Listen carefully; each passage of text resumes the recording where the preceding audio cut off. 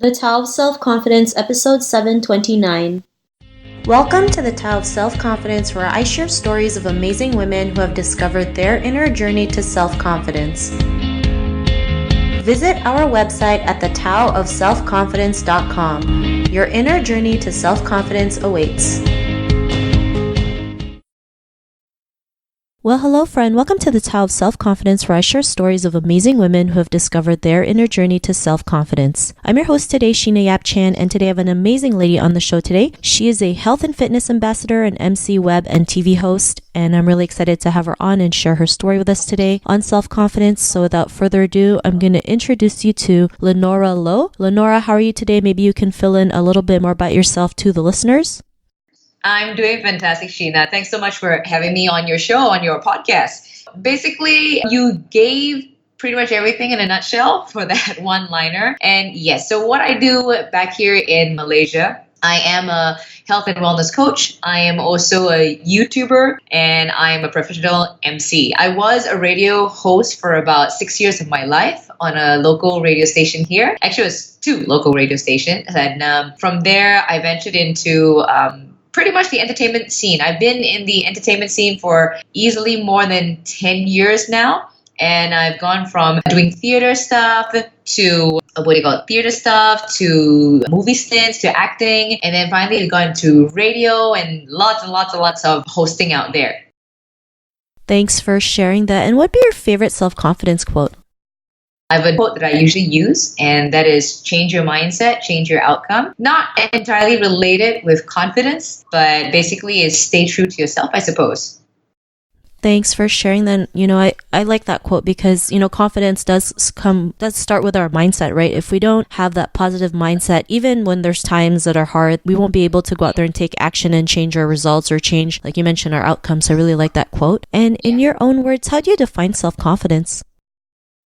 Self-confidence first starts with knowing who you are, and then followed by knowing what is your capability, and finally trusting and believing in yourself and accepting whatever it is that you have, and knowing that you are able to withstand whatever that is thrown at you, and you are able to be happy with yourself.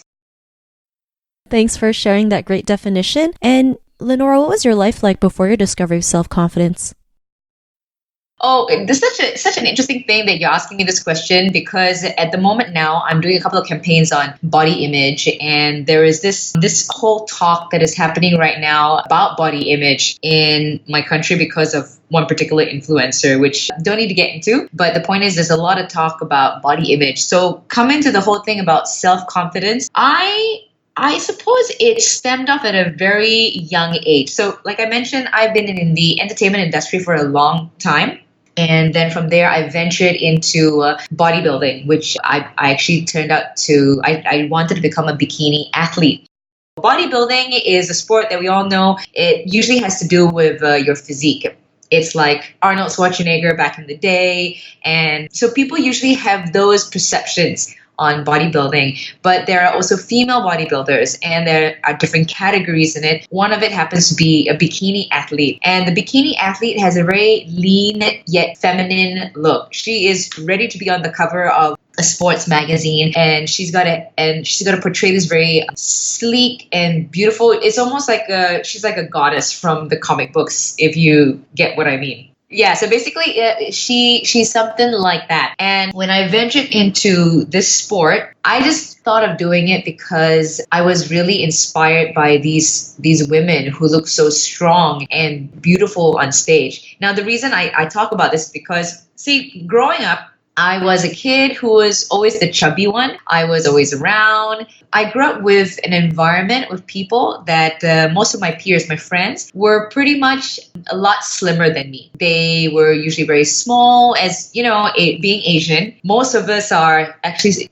smaller in size. And during that time, I didn't really understand much about genetics or body types. So for me, when I saw all my friends and also girls in the media, they were always seen as very slender, very slim, very small waist. And for me, I was never that. I was never the girl that was entirely slim. I was actually more on the, I won't say pudgy side, I was more on the stockier side when I was growing up, with a bit of with some baby fat all over the place. And seeing this kind of stuff in the media and with my peers, it did cause me to have a lack of self-confidence because I didn't really know where I would fit in. And also because I didn't know how to accept myself as I was. So go on through the years and whatnot, just retracking back a little bit. So when I was growing up, because I could not fit into what society and what my peers look like, I thought I wasn't accepted or I wasn't part of the norm.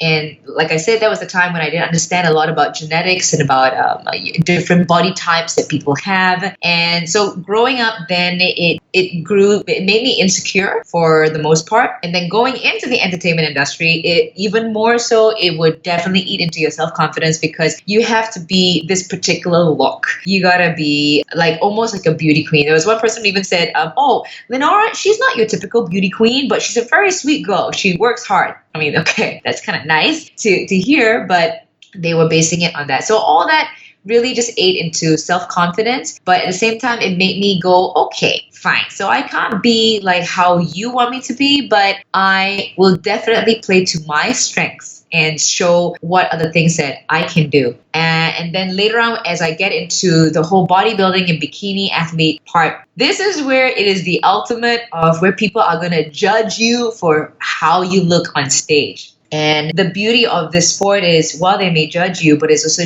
they judge you based on how hard you have worked your body to sculpt it to such a statue, if you will. You basically sculpt your body when you're doing a sport like bodybuilding. And I have to tell you that this sport, I think, taught me the most about self-confidence out of all my years of living. Sure, I mean, being in front of the camera, being in front of thousands of people when I MC for, say, big runs like the Kuala Lumpur Marathon, which is about 40,000 people, or to a crowd of like a few thousands, like John Bon Jovi, that sure would build your self-confidence. And also speaking on the radio, which you don't know how many people are going to be listening to you, but that didn't teach me as much as what the sport of bodybuilding did. And that one really taught me a lot of how to accept myself and how to just be confident with who I am physically. We're talking in the physical sense here. And in terms of self-confidence in personality, I suppose it grew with time and also with the job that I have. So yeah, that's pretty much my background and my story about self-confidence and how I came to where I was.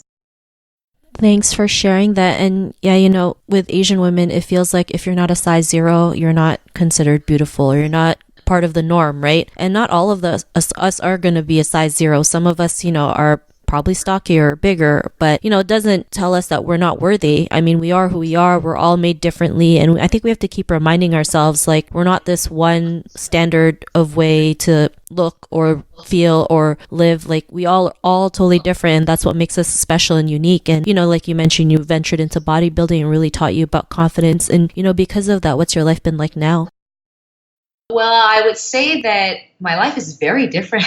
It's different in the sense that I've learned a lot about myself, because when you do a sport like bodybuilding and getting yourself to such a low body fat percentage, and you are basically standing butt naked, almost butt naked on stage, you really have to have a different kind of mindset going into the sport. Other than, one, it is being brave enough to showcase literally you on stage to strangers, and they're going to critique you. That's one thing. And then the second thing is the mindset of where the process of prepping for the competition, that in itself was the best experience I could ever get, and something that money cannot buy. Because what I learned was about my body and how little things can change your body so much. Like, for example, the food you eat, it fuels your brain, it fuels your mood. It changed my perspective of my relationship with food. And it really helps, because now as I go out to talk to people about,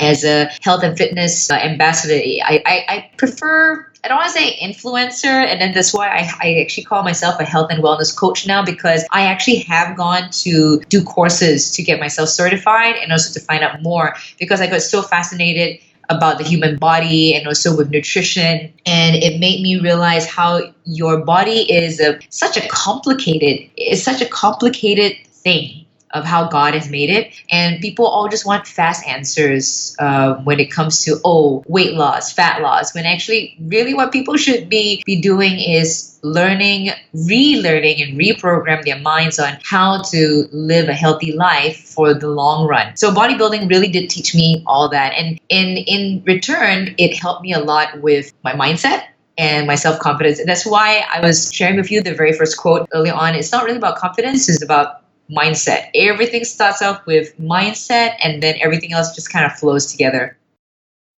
Thanks for sharing that. And I love how you mentioned it was just like little things that really made a big difference, right? And how, having that healthy lifestyle, it's something that you do for the long run. It's kind of like confidence. Like you can't, it's not like you're confident one day and then you're confident forever, because we always have new challenges, new setbacks. Life is unexpected, and it's because we work on our confidence, we can overcome them and keep overcoming them along the way, right? It's a lifelong journey. It's like a roller coaster. It's not linear. And, like you mentioned, people look for fast answers when really they just have to just keep working at it daily. And, to the woman who's listening to your episode, she may be in her own journey to self-confidence. What'd be that one tip you would give to her?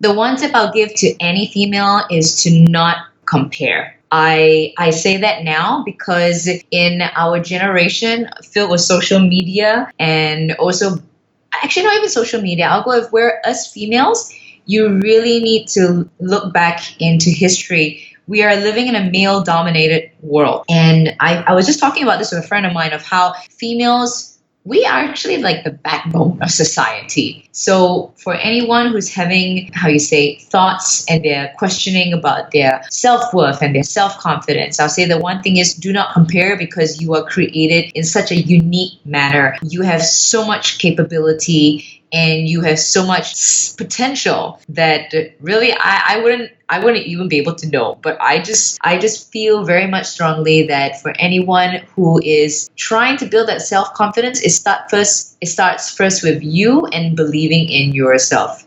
Do not look at other people. Do not look at the next girl, because when you start comparing yourself with others, that's when you take away your own power and control. And it's just you're giving in to what society wants you to be. So self-confidence first stems off with you understanding who you are, accepting who you are, and then from there, working on you to become better than you were yesterday.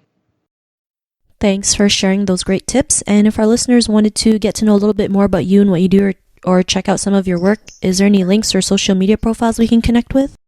Oh yeah, there's so many social media profiles, Sheena. You can find me on my website, linoralow.com. You can also find me on Instagram, Twitter, YouTube, Facebook. You just search for Linora Low, LINORA LOW. It's pretty much all the same. Even on Snapchat, it's the same. LinkedIn is also the same. So I'm pretty much all over social media. It's easy to find me.